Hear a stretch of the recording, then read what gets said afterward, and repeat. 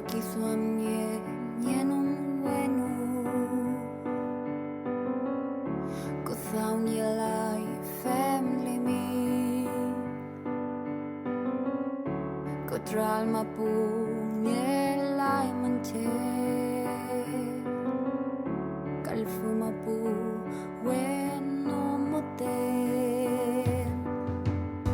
Rakisuamye kompuche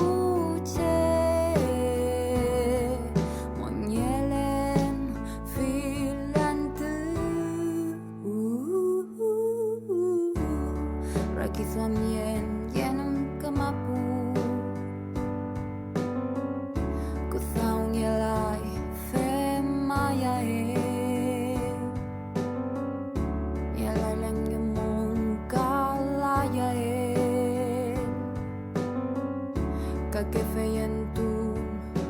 norume Rakisuamye kompuche